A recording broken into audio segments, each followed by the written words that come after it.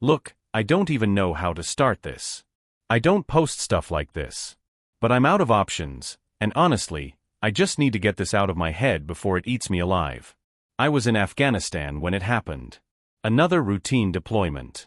I've been in the Marines for over 15 years, sniper division, seen my fair share of war zones. You'd think after everything I've lived through, nothing could shake me. But nothing prepared me for the voicemail I got from my son, Josh. My kid. My world. The message was garbled, panicked. His voice cracked like he was trying not to cry. Dad. I don't know what to do. They won't let me leave. Please come home. Then, a muffled sound, like the phone got yanked away.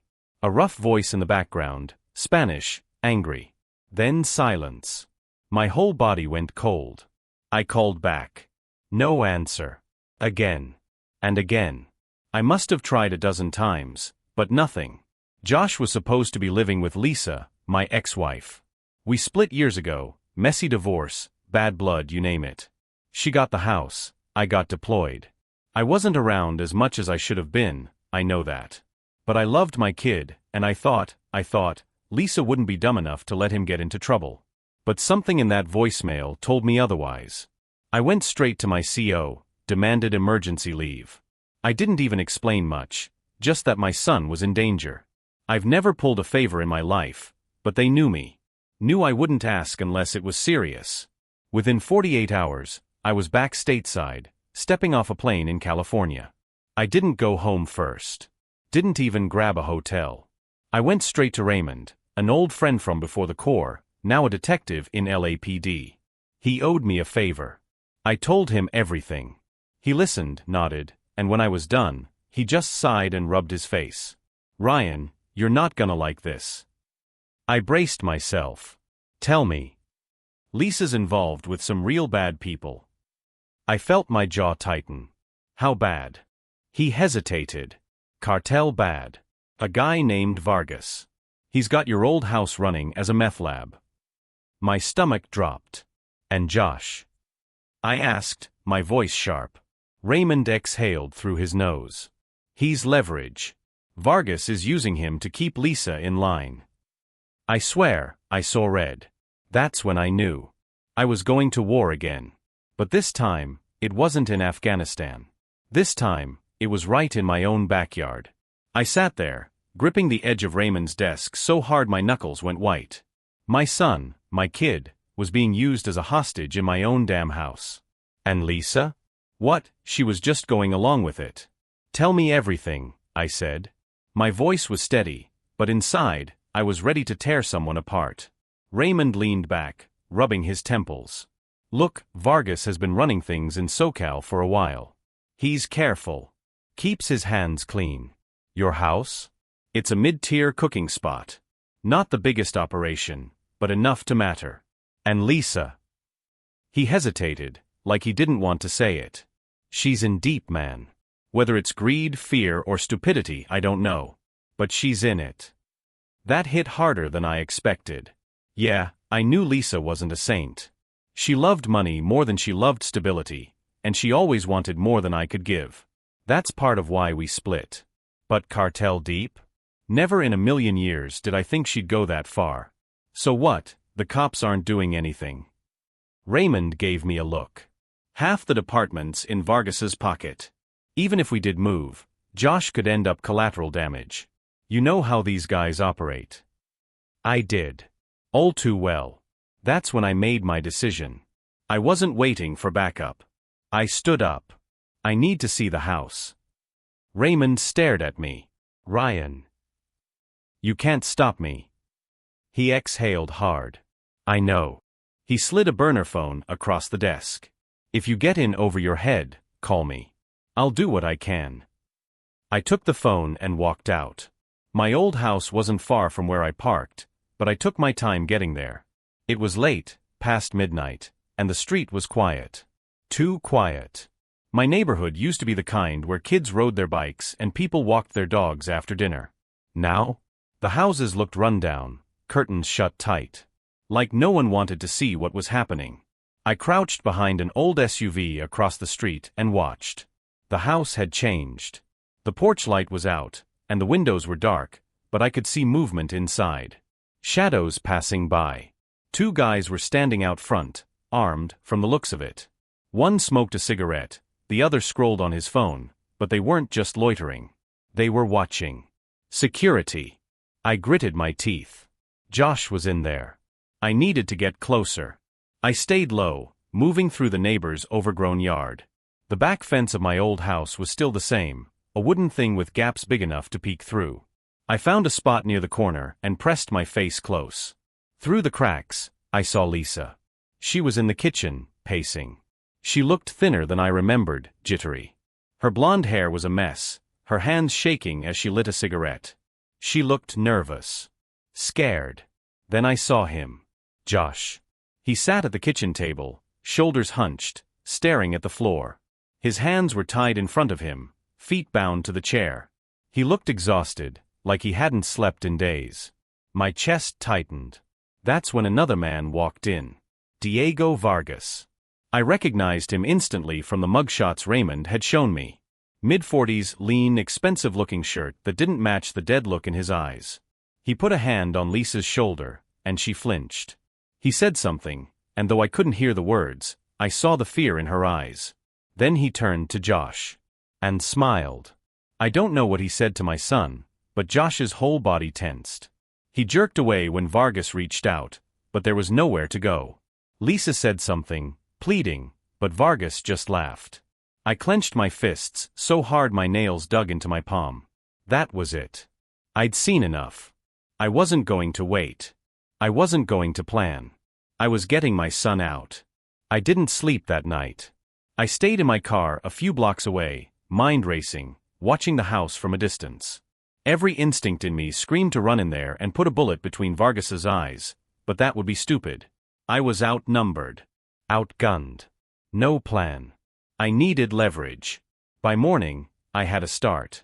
If Vargas was running an operation out of my house, he had supply lines. People. Weak spots. I needed intel, and there was only one person I trusted to help me get it. Nina. Nina was DA. Tough as hell, sharp as a blade, and one of the few people I knew who hadn't sold their soul to corruption. She also hated my guts, but that was a problem for later. I met her at a diner off the freeway. She showed up in jeans and a leather jacket, her dark hair pulled into a tight ponytail, eyes sharp. She looked me up and down like she was debating whether to punch me. Ryan. Nina. She slid into the booth. No small talk. Just business. Raymond told me you were back. What the hell do you want? I slid my phone across the table, screen open to a photo I'd snapped through the fence last night. Josh, tied up in the kitchen. Nina's jaw clenched. Damn. Vargas has my son. I need to know everything you've got on him. She exhaled through her nose, shaking her head. You know I can't just hand over classified intel. I cut her off. Then tell me where to look. She hesitated. I could see the gears turning in her head. Nina wasn't heartless. She knew what this meant. Finally, she sighed. Vargas has been moving his supply through a bar downtown. The Blue Orchid. It's small, but it's where his people talk freely. If you want to know his next move, that's your best shot. Good. I stood up. I owe you one. She grabbed my wrist before I could leave. Ryan, listen to me. You go after Vargas. You're making yourself a target. If you screw this up, Josh is dead. Think. I pulled my hand away. I don't have time to think. Then I walked out. The Blue Orchid was a hole-in-the-wall dive, the kind of place where criminals felt safe. I went in after dark, hood up, took a seat at the bar, and waited. It didn't take long. 3 cartel guys sat in a booth near the back, laughing, drinking, talking in Spanish. I didn't recognize them, but one of them, stocky, covered in tattoos, was talking about a shipment. Bingo. I nursed my drink, listening in. Vargas is moving everything to the warehouse. Said he's done with the house. My pulse quickened. What about the kid? One of them asked. Tattoo guy snorted. Probably dead weight. He'll handle it. I forced myself to stay still, to keep breathing evenly, even though all I wanted to do was rip this guy's throat out. Vargas was moving his operation. And he was planning to get rid of Josh. That meant I was on borrowed time. I slipped out of the bar, my head spinning. I needed a way in, fast. I needed an inside man. And I had an idea where to find one. His name was Hector, and if I played my cards right, he was about to switch sides. I didn't sleep. Again. My body was running on pure adrenaline, my mind replaying that conversation at the bar over and over. Vargas was done with the house. Josh was dead weight. That meant I was out of time. I needed an inside man. That's where Hector came in. I knew the type. Hector wasn't one of Vargas's top guys. He wasn't untouchable. He was a soldier, a disposable piece in the cartel's machine. Guys like him? They didn't get loyalty. They got used up and thrown away. And guys like him? They could be flipped. I spent the morning tailing him. He wasn't careful. He did his rounds, checking in on street dealers, collecting payments. By afternoon, he stopped at a taco stand on 8th. Sat outside, eating, checking his phone. I walked right up and sat across from him. He blinked, confused. Who the hell? I cut him off. You work for Vargas. His body tensed, hand moving under the table. I slid my knife across the surface, slow. Not a threat, a fact. His eyes flicked to it. His fingers twitched, reconsidering whatever he was about to do. I'm not here to kill you, Hector, I said. I'm here to offer you something better. He snorted, leaning back. Yeah? What the hell could you offer me? I smiled. A future. That got his attention. We talked. Careful, measured. He played it tough at first, but I saw the cracks. He was tired. Done. Said Vargas treated his men like garbage, didn't pay them enough to take the kind of risks he was taking. So why don't you walk away? I asked. He laughed, bitter. Ain't that easy. You don't quit the cartel. You leave in a body bag. I leaned in. Not if Vargas is the one in the bag first. Silence. He stared at me, processing. I went for the kill. He's moving the operation. Probably cutting you loose after. You know that, right? His jaw tightened. I pressed harder. Help me, and I make sure you walk away from this. No heat. No bodies in your trunk. Just gone. Clean. He hesitated. I could tell he wanted to believe me, but he was scared. So I gave him one last push. Or you can stay. Keep doing Vargas's dirty work until one day, you screw up and end up in a ditch. A long pause. Then, finally, he exhaled and nodded. All right. I'm in. By sundown, Hector had given me everything I needed. The warehouse location. The guard rotations. The weak points. Vargas was moving the operation tomorrow night. Which meant I had one shot. One chance to get in, get Josh, and burn Vargas's empire to the ground. I wasn't going to waste it. I didn't sleep. My mind was locked on one thing, getting Josh out before Vargas made him disappear forever. The window was closing, and I had less than 24 hours to get everything in place. First, I needed firepower. There was no way I was stepping into that warehouse unarmed. I knew exactly where to go. Benny, an old contact from before my deployments, ran a gun shop that doubled as a black market supplier. The moment I stepped inside, he gave me a long look before shaking his head. Well, hell. Look who's back, he muttered, leaning on the counter. Need a favor, I said, getting straight to the point. His eyebrow lifted. You showing up after all these years, asking for favors? I pulled out a thick roll of cash and dropped it on the counter. I'm not asking for charity. That got his attention. Without another word, he walked into the back and returned a few minutes later with exactly what I needed, a suppressed Glock 19 and an M4 with a short barrel. Reliable, quiet, efficient. Perfect for what was coming. I picked up the Glock first, testing the weight. Smooth. The M4 was just as I remembered, compact enough for close-quarters combat, but with enough stopping power to make sure I didn't need a second shot. Benny watched me check the weapons, then smirked. Need explosives? His tone was casual, like he was asking if I wanted a side of fries. I shook my head. Not yet. I left with the weapons tucked in a duffel, no questions asked, no paper trail. Next, I needed an escape route. I wasn't walking in without a way out. Hector had given me a rough layout of the warehouse. The problem? Only one official entrance and exit, meaning once I was in, I was trapped. But he'd also mentioned something else. An old sewer tunnel beneath the loading dock. It hadn't been used in years, but if I could clear the rusted grate covering it, I'd have an emergency exit. I drove out there just before sunset, parking a few blocks away and moving on foot. The tunnel was exactly where Hector said it would be, reeking of mildew and rot. I crouched near the entrance, pried at the rusted grate with a crowbar, and after a few minutes of work, it gave way. It wasn't much, but if things went south, it could mean the difference between getting Josh out alive or ending up in a shallow grave. By the time I got back to my motel, it was past midnight. I spread everything out on the bed, the Glock, the M4, a combat knife, tactical vest, and a burner phone with one number programmed in, Raymond. Everything was ready. I should have slept. I didn't. Tomorrow, I was going to war. And Vargas wasn't walking away from it. I waited until dark. The warehouse was at the edge of the city, surrounded by chain-link fences and half-abandoned industrial buildings. Hector had told me the security rotation, 4 men outside, at least 6 inside, plus Vargas himself. They wouldn't expect an attack. Not yet. I parked a few blocks away and moved in on foot, keeping low, sticking to the shadows.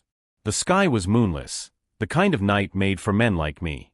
I had the Glock silenced, the M4 strapped to my back, and a knife ready for anything close and quiet. I crept up behind the first guard near the loading dock. He was leaning against a stack of crates, smoking, oblivious. One quick step, one sharp twist of the knife, and he crumpled without a sound. One down. I dragged the body behind the crates and kept moving.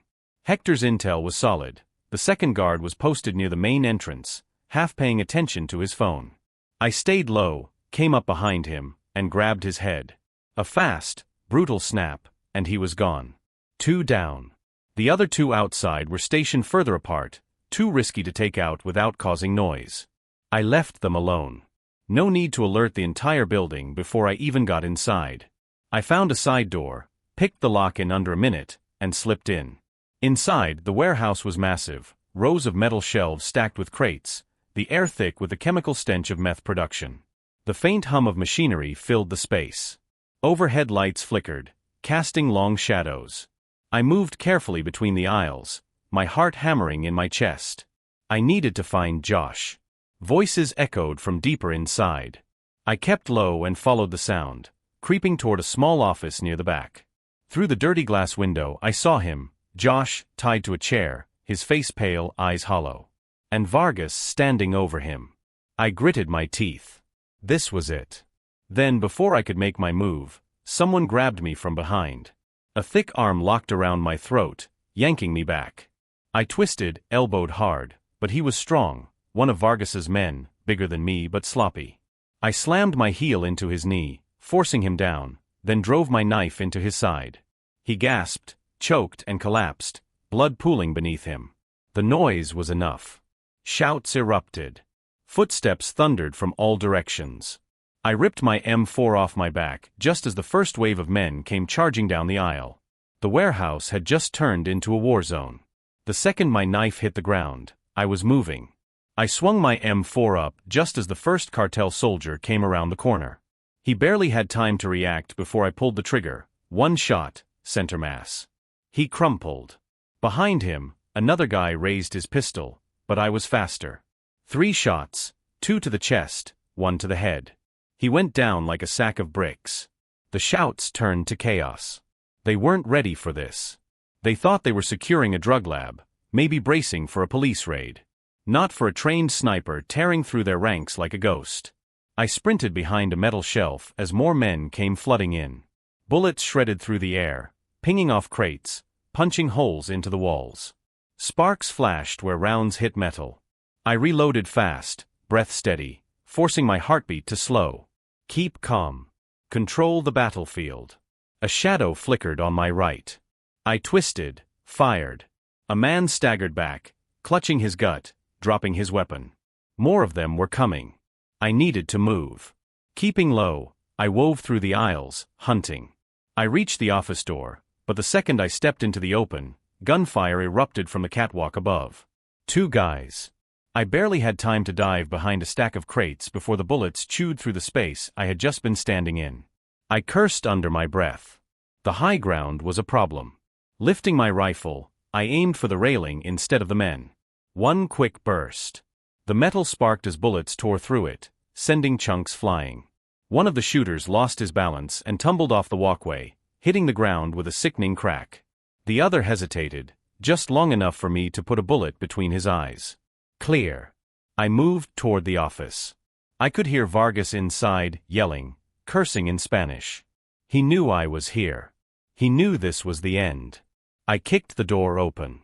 Vargas had a gun to Josh's head. Josh flinched, his face pale, lips trembling. But his eyes met mine, and I saw it, fear yes, but something else too. Trust. Drop it, I ordered, keeping my rifle level. Vargas just smiled, his grip tightening around the pistol. You don't get it, do you, Marine? He sneered. You think you've won? I took a slow step forward, finger resting on the trigger.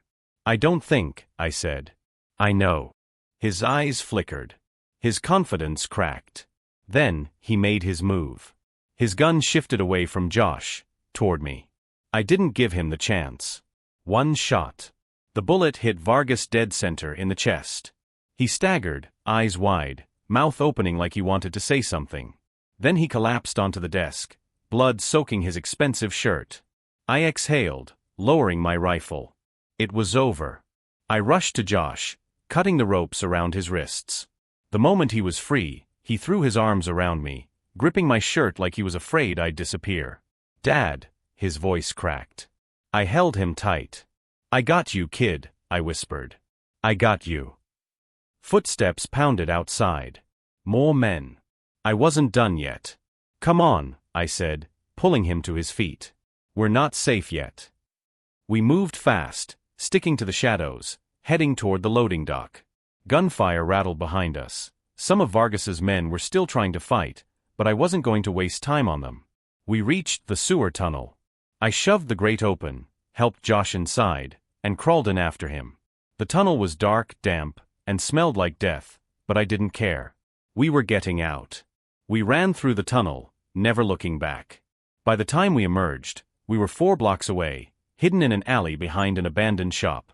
Josh was shaking, breath ragged, but he was alive. Sirens wailed in the distance. Someone had finally called it in. I pulled out my burner phone and dialed. Raymond answered on the first ring. Tell me you got him. He's safe, I said. Vargas is dead. Warehouse is burning. Raymond exhaled hard. Jesus. All right. I'll send a team. I looked at Josh, at the bruises on his wrists, the exhaustion in his eyes. No cops, I said. Not yet. Raymond hesitated. Ryan. I need time, I cut in. We need time.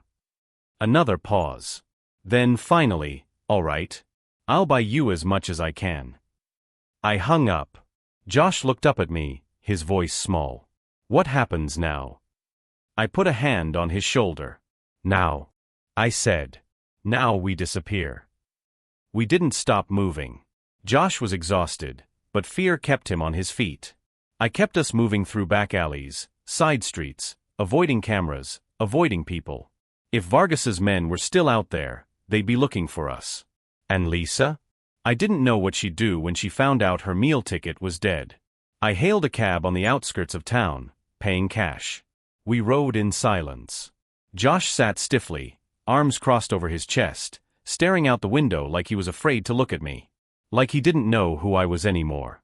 I didn't blame him. We stopped at a cheap roadside motel 2 towns over. The kind where nobody asks questions. I paid for 2 nights, cash again, and got us inside fast. Josh sat on the bed, rubbing his wrists where the rope had cut into him. His hands were shaking. You hungry? I asked, keeping my voice even. He shook his head. I exhaled and sat down across from him, rubbing my hands over my face. My whole body ached. Every muscle was tight, adrenaline still burning in my veins. I knew I should feel relieved. We made it out. Vargas was dead. Josh was safe. So why didn't it feel like we won? Josh finally looked up. "Mom," he said quietly. "What's gonna happen to her?" I clenched my jaw. I didn't want to talk about Lisa. Not now. Not after everything. "She made her choice," I said. Josh swallowed. "She didn't have a choice." That made me look at him. "She always had a choice, kid." He frowned, looking down at his hands. "Vargas threatened her. She told me. She was scared." I shook my head. "She was involved. She helped them. She let them use you." My voice came out harsher than I meant, but I couldn't stop it. "She didn't protect you, Josh." "I did." Silence stretched between us. He picked at a loose thread in the blanket, his face unreadable. "Are we ever going back home?" I sighed, leaning back against the wall. "We are home. Wherever we are together, that's home now." Josh didn't look convinced. I didn't blame him. I barely slept. Every sound outside had me reaching for my gun. At some point, exhaustion won, and I drifted into a restless, dreamless haze. When I woke up, Josh was still curled up on the bed, finally sleeping. I moved quietly, stepping outside for air.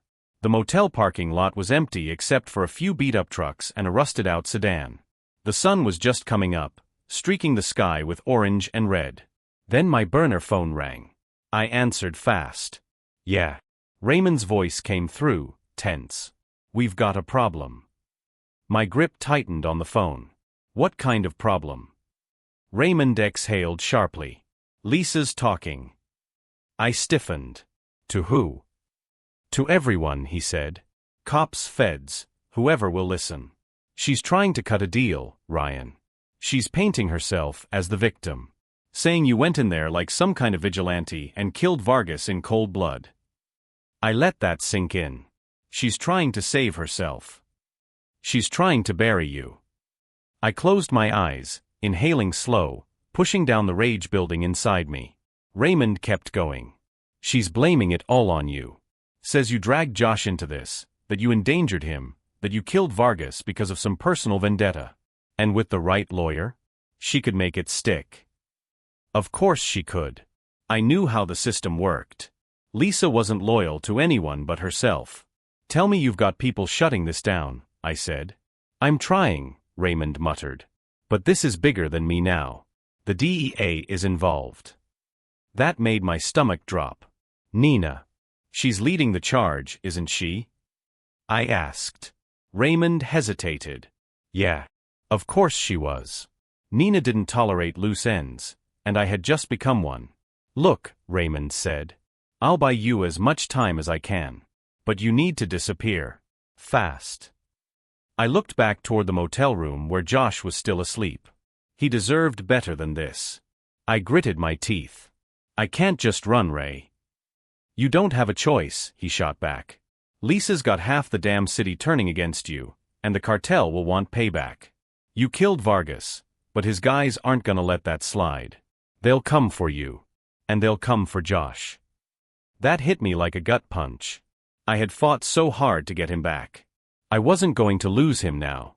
"I need to see Lisa," I said, my voice cold. Raymond groaned. "Ryan. I need to know why she's doing this." Raymond sighed. "Fine. But you better be careful." "I always am." I hung up. Took one last deep breath. Then I went back inside. Josh was awake, sitting up, rubbing his eyes. "What's wrong?" he asked, voice groggy. I grabbed my bag, checking my weapons. "We need to go." His brow furrowed. "Where?" I met his gaze, voice steady. "To see your mother." Josh was quiet the whole ride. I could tell he had questions. I wasn't in the mood to answer them. My mind was locked on one thing, Lisa. I wasn't sure what I'd do when I saw her. Part of me wanted to scream at her, demand answers. Another part of me knew it wouldn't matter. Lisa would lie. She always did. She was staying at a hotel downtown. Raymond had pulled strings to keep me off the police radar for now, but that wouldn't last. I had to move fast. We parked 2 blocks away. I turned to Josh. "Stay here." His eyes widened. "What?" "No, Josh." "She's my mom," he snapped. "I deserve to hear what she says, too." I sighed, rubbing a hand over my face. He wasn't wrong. And I couldn't waste time arguing. "Fine. But let me do the talking." Josh nodded, jaw tight. We walked inside. Lisa's room was on the 3rd floor. I knocked once. No answer. I knocked again, harder. Footsteps. Then the door cracked open, and there she was. Her blonde hair was a mess. Dark circles under her eyes. She looked thinner, worn down. But when she saw me, that familiar calculating look came back. "Ryan," she said smoothly, as if we were old friends. Then her gaze flicked to Josh. She gasped, stepping forward. "Josh. Oh my God, baby, are you okay? Did he hurt you?" I saw red. Before I could react, Josh flinched away from her touch. "I'm fine, Mom," he muttered. His voice was flat, emotionless. Lisa's eyes flicked to me. "What are you doing here?" I pushed past her, stepping into the room.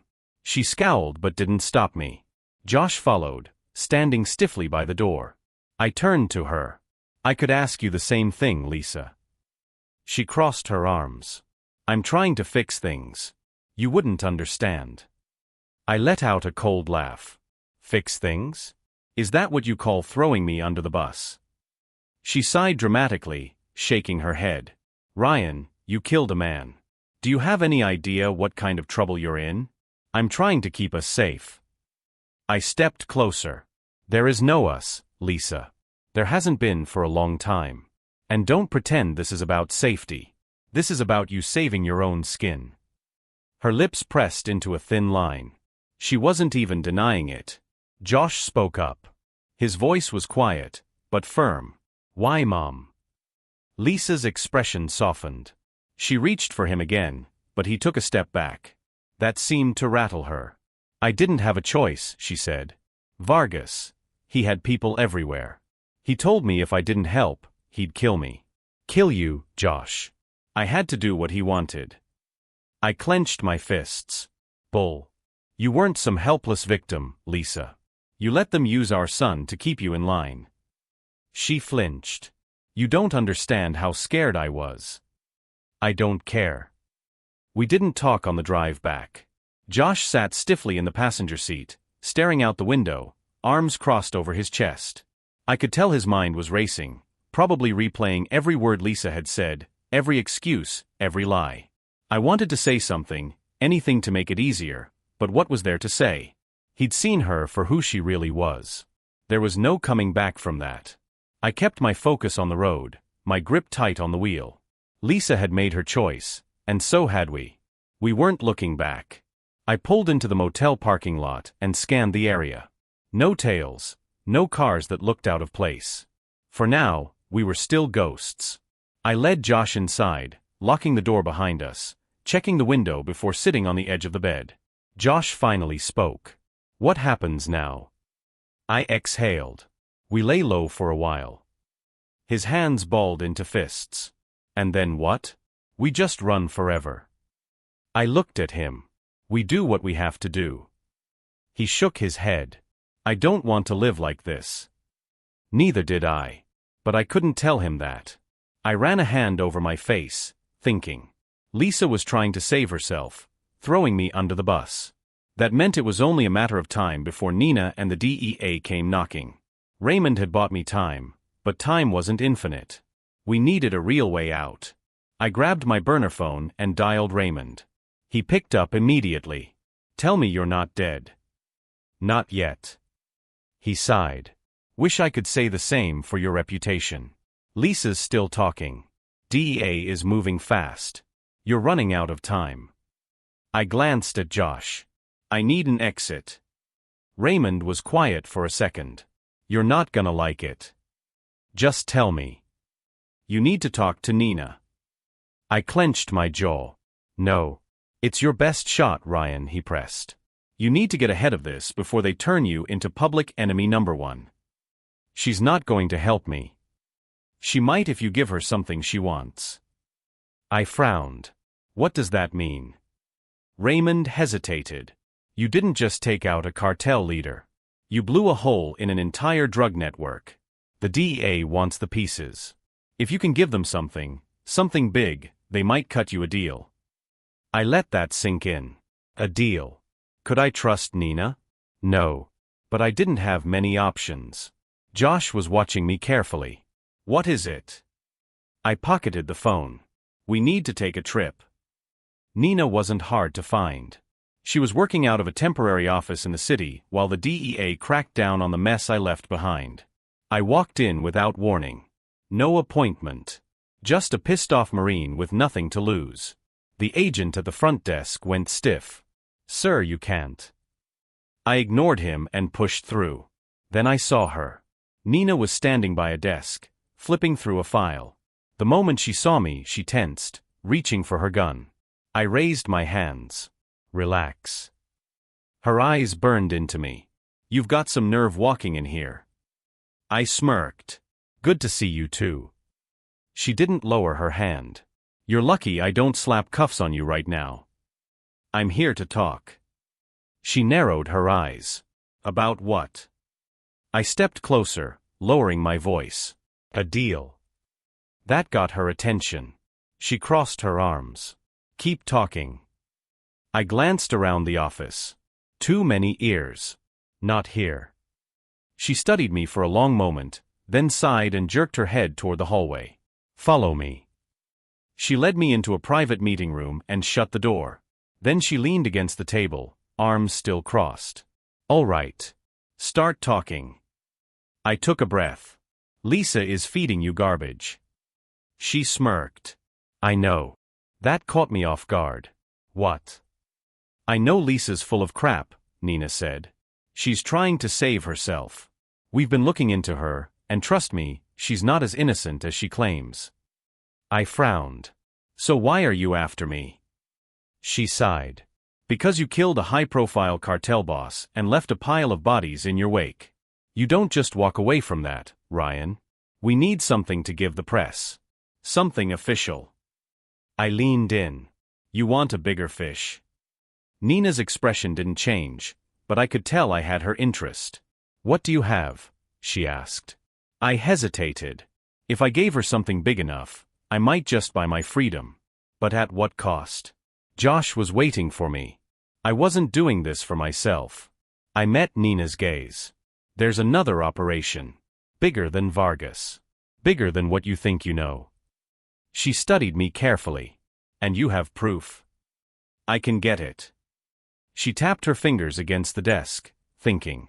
If you give me something solid, I can make things disappear. I didn't like this. But I didn't have a choice. Deal, I said. She nodded. You've got 72 hours. I turned to leave, but she spoke again. Oh, and Ryan? I glanced back. If you screw me over, she said, voice like ice, I'll make sure you and Josh never see daylight again. I gave her a small smirk. Wouldn't expect anything less. Then I walked out. Josh was waiting outside, hands stuffed in his pockets. Well. I exhaled. We're not done yet. I didn't trust Nina. Not fully. Not yet. But trust didn't matter. Leverage did. 72 hours. That's all she gave me. In that time, I needed to find something big enough to make her call off the hounds.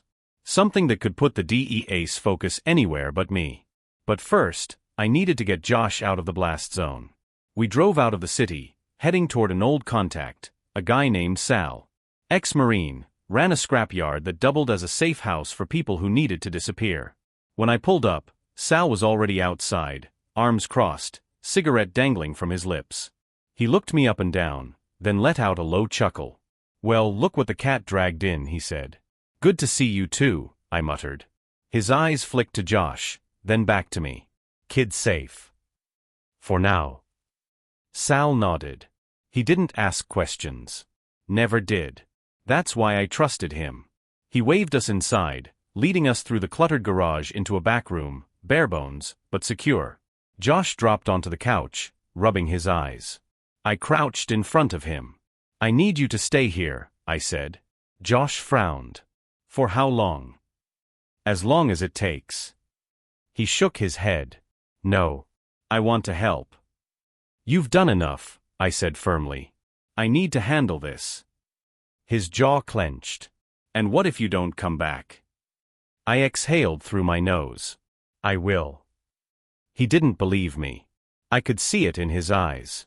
But he nodded anyway. I stood and turned to Sal. "If anyone comes looking." Sal smirked. "They won't find him." I nodded. That was all I needed to hear. I turned back to Josh. "Stay here. No matter what." Then I walked out. My next stop was Hector. I found him exactly where I expected, holed up in a cheap motel, drinking whiskey straight from the bottle, trying to forget that he'd just betrayed a cartel. When I kicked the door open, he nearly fell off the bed. "Jesus, man," he gasped, clutching his chest. "You trying to kill me?" I stepped inside and shut the door. "Not yet." He scowled. "What the hell do you want now?" I grabbed a chair and flipped it around, straddling it. "I need something on Vargas's bosses. Something big." Hector let out a bitter laugh. "You're insane." "Probably," I said. "But I don't have a choice." Midnight. The abandoned church loomed ahead, broken windows like empty eyes watching the dark. I crouched in the shadows, rifle steady, heart slow. Inside, Montoya was overseeing the drop: cash, drugs, weapons. Enough to bury him. I waited. Watched. Picked my moment. When the last crate was unloaded, I moved. Fast. Precise. The first guard went down with a silenced shot. The second barely had time to turn before I put him down too. Chaos erupted. Gunfire. Screams. I sprinted through the wreckage, dodging bullets, cutting through the cartel like a ghost. Montoya ran. I followed. He crashed through a side door, scrambling for his car. I tackled him before he could reach it, shoving him against the hood, gun pressed to his temple. "Smile," I muttered, snapping a photo with Nina's burner phone. Evidence. A bargaining chip. His eyes were wild with fear. "Please." I knocked him out cold. By morning, Montoya was in DEA custody. And my name was wiped from their list. Nina's price for my freedom was steep: disappear. Forever. I didn't argue. I picked up Josh from Sal's, packed what little we had, and drove. No destination. No past. "Where are we going?" Josh asked. I looked at him. "Wherever we want." The road stretched ahead, endless and open. A new beginning. We didn't look back.